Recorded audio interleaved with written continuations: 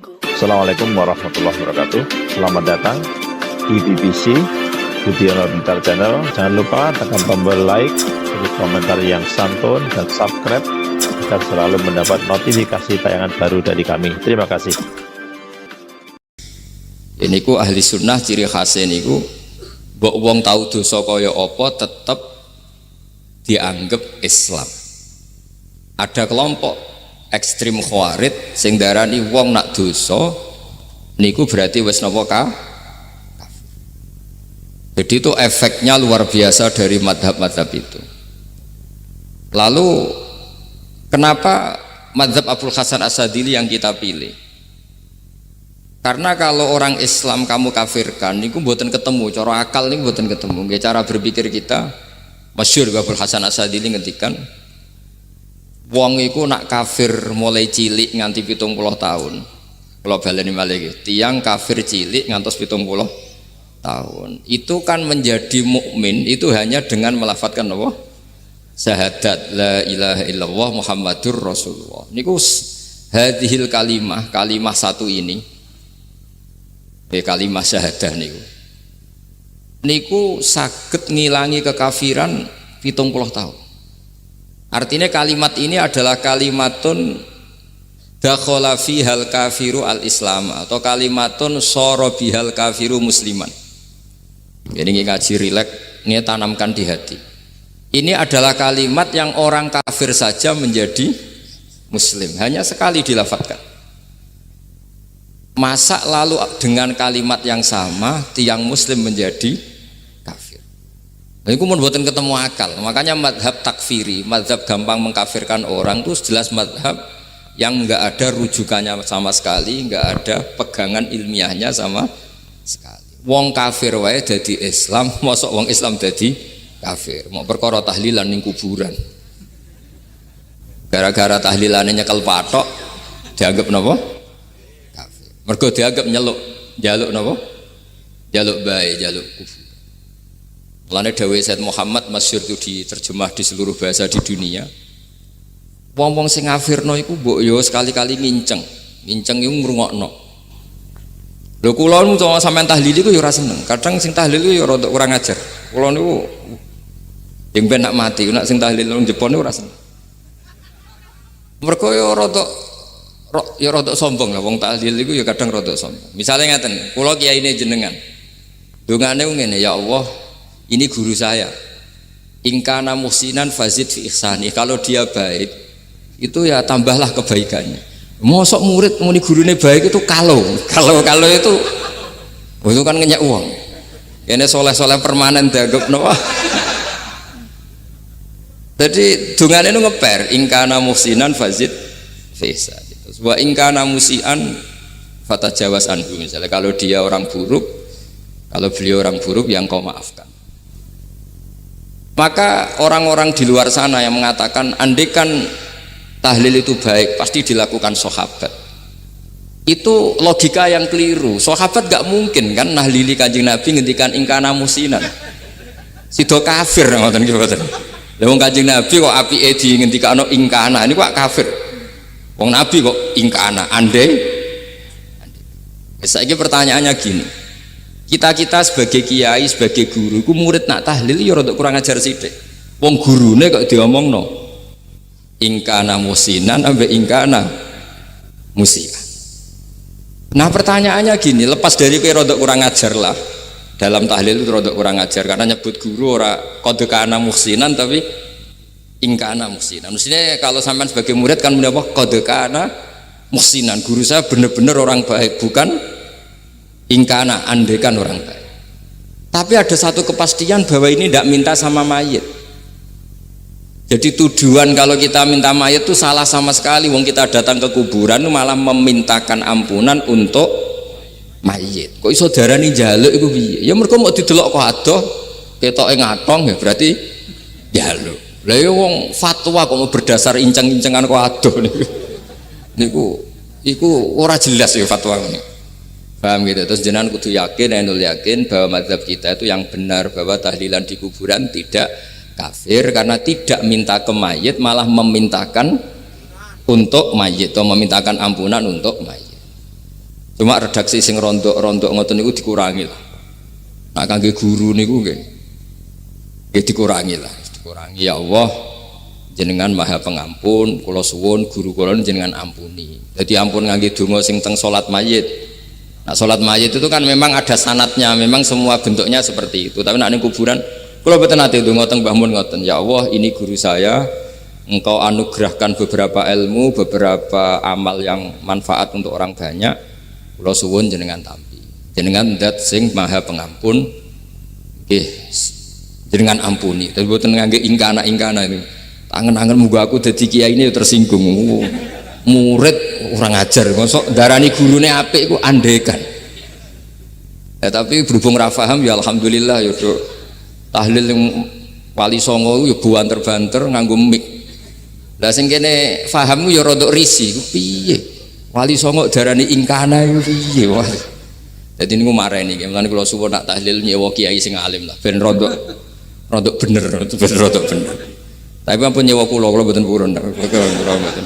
Kula nu gadah pondok dadi mboten saya masyhur susah diundang orang kecuali yang ada hubungan guru, hubungan sarang. Karena beliau lama sekali ngajar di MGS. Beliau Gus Maksum itu lama ngajar di MGS. Jadi saya itu hanya datang di orang-orang yang pernah khidmah di sarang, terus yang pernah keluarga sepuh. Saya datang ke Jakarta ke Pak Quraisy Shihab itu ya karena Pak Quraisy itu lama sekali bikin diskusi tafsir. Akhirnya saya termasuk pengajar di pondok beliau. Jadi faktornya ya hanya karena itu, bukan yang lain. Terus kalau suwon jenengan kedah yakin kalau faham takfiri yang memudahkan mengkafirkan orang lain itu faham yang salah, karena itu bahaya. Terus bahaya kedua secara fikih. Secara fikih itu nanti repot. Kalau nanti di salah satu seminar itu sudah mau zuhur, ketemu satu narasumber yang gampang mengkafirkan orang, itu separuh masjid kebetulan mereka banyak yang bisa ngaji itu terus nggak sholat zuhur, Tanya sama mereka, lu kok tidak sholat zuhur ini sudah masuk waktu? Kan sholat hanya wajib untuk orang muslim, kita akan kafir. Ya karena dikafirkan tadi kan, kalau bid'ah kan dikafirkan. Akhirnya gak kafir, sholat. Efek dari mazhab itu panjang. Kalau betul faham mereka itu betul, berarti yang sudah kafir, orang kafir itu wajib sholat enggak kan? Itu malah panjang kan, karena terus menjadikan orang Islam tidak sholat. Nanti ke masjid tidak boleh, orang kafir nggak boleh masuk masjid. Itu efek fikihnya panjang. Jadi kalau suwon mazhab Abil Hasan Asyadili niku dipegang. Nah itu madhab beliau itu implementasinya di teng kitab Hikam nih. Karena Hikam itu putu murid yang paling bisa mengimplementasikan, menjelaskan cara pandang madhab Abul Hasan Asyadili sing dados thariqah Syadziliyah. Terus ketiga, itu cara pandang itu detail itu jelimet. Mesti sampean ora kepikiran. Misalnya begini. Ketika ada orang salah jenengan marah, itu sebenarnya karena salahnya apa karena hal yang lain? Normalnya orang itu berpikir karena salahnya, itu keliru cara Abul Hasan Asyadzili. Pasti kamu marah itu karena ada hal lain. Misalnya kayak pembantu elek keriting mecahno gelas, mesti langsung gua ngamuk. Alasannya mecahno gelas. Tapi nek sing mecahno iku wong ayu, kowe iso ngamuk. Kowe iso ngamuk wong ayu. Mecahno gelas lah. Kok gelas lemari, rasa gelas. Sama, kamu janjian sama orang, wongnya nyulayani janji, mesti mbok maki-maki. Katanya jam 10 kok udah datang gini-gini. Nah, tapi kalau yang terlambat itu wong sing ngutangi kowe iso ngamuk orang sing ngutangi kowe. Atau sing terlambat itu komandannya, atasan kamu, atau kiainya. Nah, artinya gini, ketika kamu marah atas nama terlambat itu sebetulnya karena terlambat atau karena hal lain. Nah, maksiat juga gitu. Cara pikirannya Abul Hasan Asyadzili, ketika kowe roh misalnya cawe itu maco naik ninja atau apa, mesti kowe darani wah seluput suwuk. Tapi nak dikandani, niku putune jenengan. Mesti langsung ya Allah jenengan sepunten. Jadi sebenarnya kita kebencian sama orang lain tuh karena kebetulan tuh tidak keluarga kita. Coba kalau itu keluarga kita, pasti kayak mikir ulang. Kowe gedeng wong ra salat, mesti sebabnya dua. Satu tidak sholat, dua kebetulan tuh tidak anak kamu. Kalau itu anak kamu pasti istighfar berhari-hari untuk dimaafkan Allah, bukan maksud no. Tapi kalau orang lain kue, pertanyaannya sebetulnya kamu benci itu karena tidak sholatnya apa karena plus dia tidak anak kamu? Nah itu pikirannya Abdul Hasan apa? Kue ngamuk itu gelas pecah itu perkara itu pecah gelas apa plus yang pecah elek? Nah itu pecundang kita, itu cara pikiran Abdul Hasan. Kita ini pecundang itu nggak fair. Kenapa? Betul fair. Nah itu terus beliau diantaranya punya cerita Nabi Ibrahim itu pernah diangkat ke Allah di alam malakut. Di alam malakut kemudian ini ada di kitab Hikam juz 2 halaman 4 yang di bab ini yang saya baca. Ini cerita terakhir nih, bantu pun.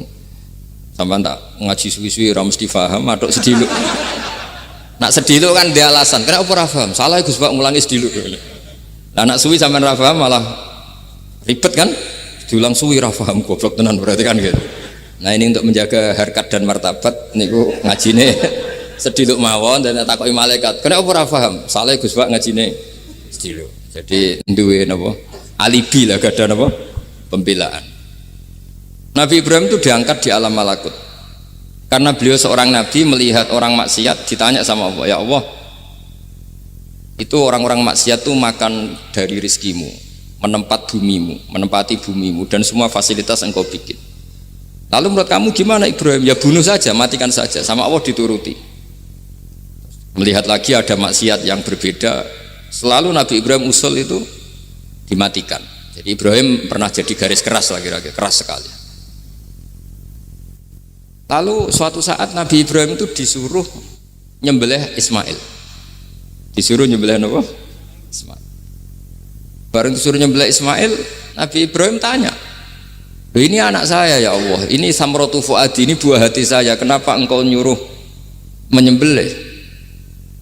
Cara ngetikane pangeran, apa kamu tidak ingat ketika tak angkat di alam malakut beberapa hambaku kamu usul supaya tak bunuh?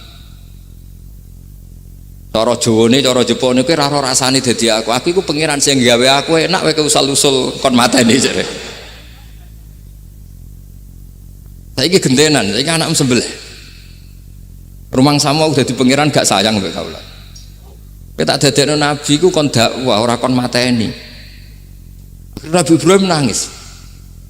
Nah inilah perbandingan bagi kita. Sebenarnya saat kita benci maksiat itu sebetulnya di hati kita itu tidak hanya maksiat, kita ada dak fairnya, plus itu dak orang yang terkait dengan kita. Jika misalnya mau wangkel, misalnya penyanyi sing piye mau wangkel, suatu saat penyanyi ku WA kuwe, masa ya gelem dadi bojomu, ilang mangkelmu kan. Jadi pecundang, kita ini sebenarnya pecundang.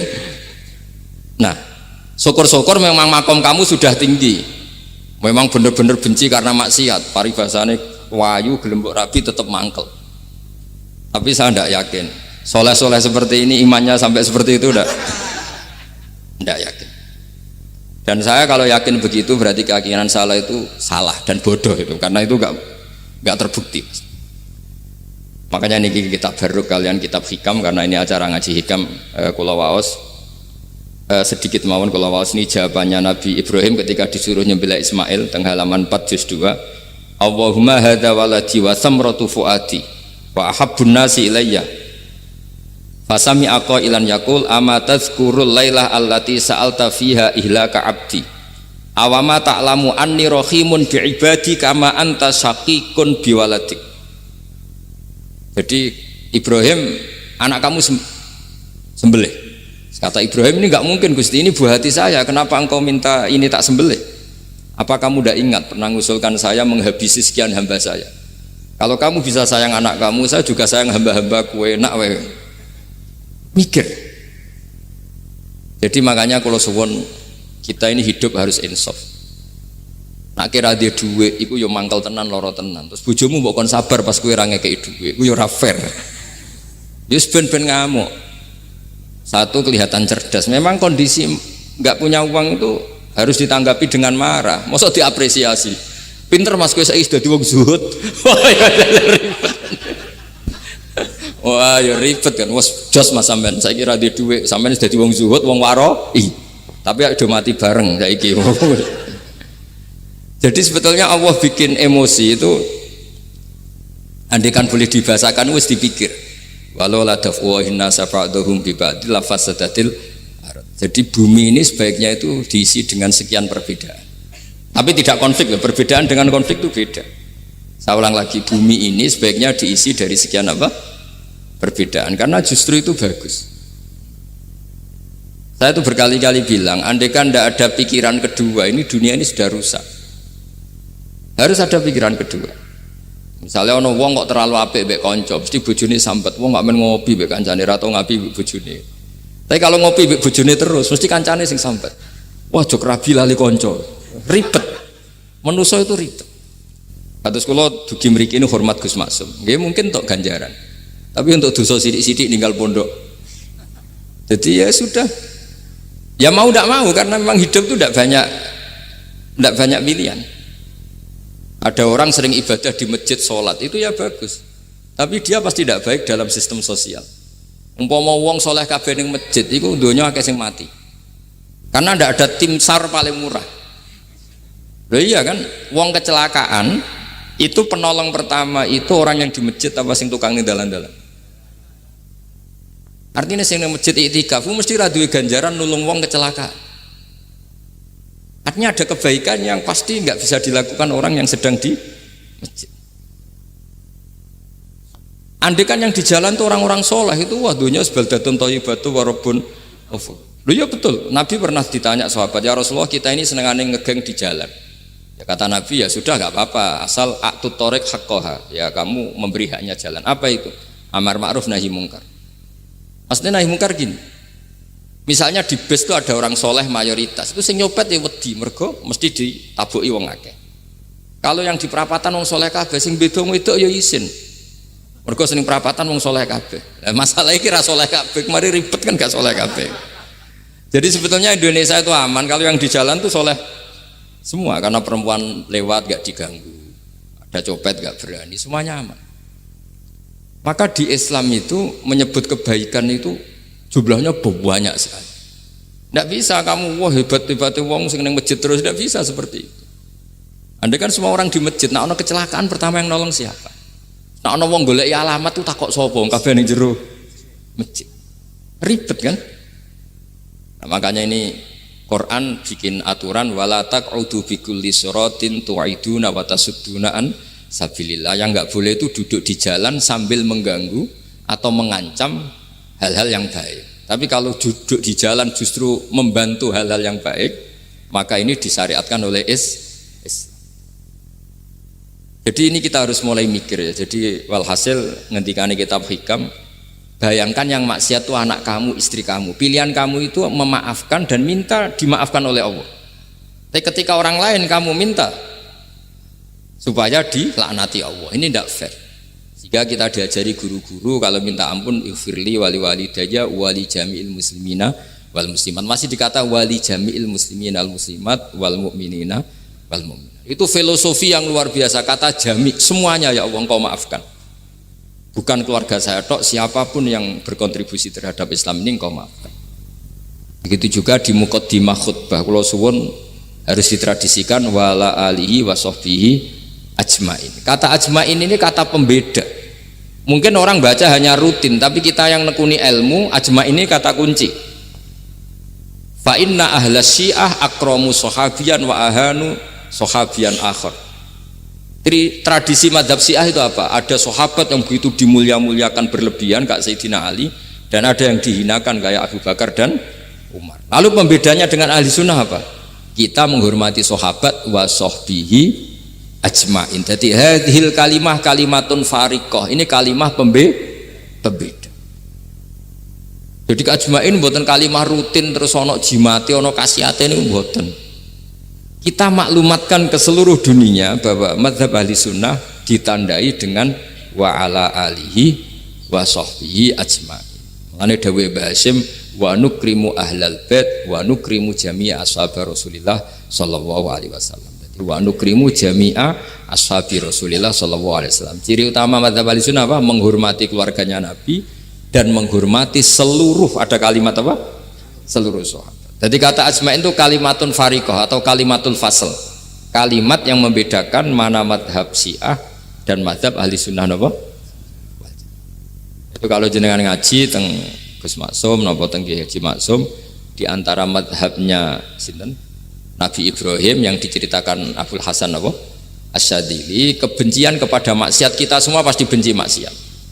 Tapi gak fair kan, yang satu kamu laknati, yang satu kamu doakan. Ujung-ujungnya apa? Ada unsur hadun nafsi. Kalau yang terkait dengan jenengan mbok dongakno di sepuro, nah yang nggak ada terkait mbok pasutno. Ini kan tidak fair, padahal sama-sama apa? Maksiat. Terus kalau suwun polemik tentang ketentuan gimana hukumnya ziarah kubur, ya hukumnya baik karena mendoakan atau memintakan ampun untuk yang mati, bukan meminta sama yang Dawuh Sayyid Muhammad kena ora percaya rungokno. Wong didelok kok ado, ora didelok kok ado pancen ya ngeri kan. Patoke diusap-usap. Bariku ndonga, delok kok ado kan iku njaluk kuburan, padahal mayite ngeluh. Ngeluhe perkara mau, kadang nek sing kiyaine rapati iso ngaji sampean ingkana. Wali kok diarani napa?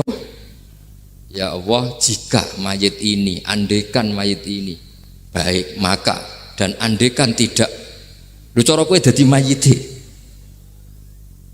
Bocah ora jelas. Mayit. Nah, makanya ini cobalah kalau sholat jenazah tidak apa-apa doa itu karena sanatnya seperti itu. Tapi kalau doa guru ya diatur-atur yang baik lah, langsung mawon ya ghafiratunu wal khotiat gini-gini. Saya mohon beliau amal baiknya jangan terima, amal buruknya jangan ampuni, karena guru juga manusia tidak nabi.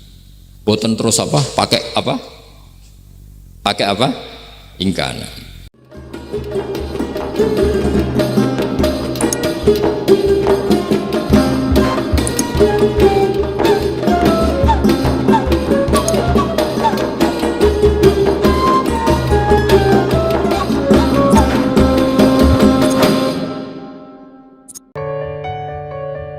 Teman-teman, terima kasih telah menonton video ini. Semoga bermanfaat bagi kita semuanya. Amin amin ya rabbal alamin. Ini kita akhiri. Wassalamualaikum warahmatullahi wabarakatuh.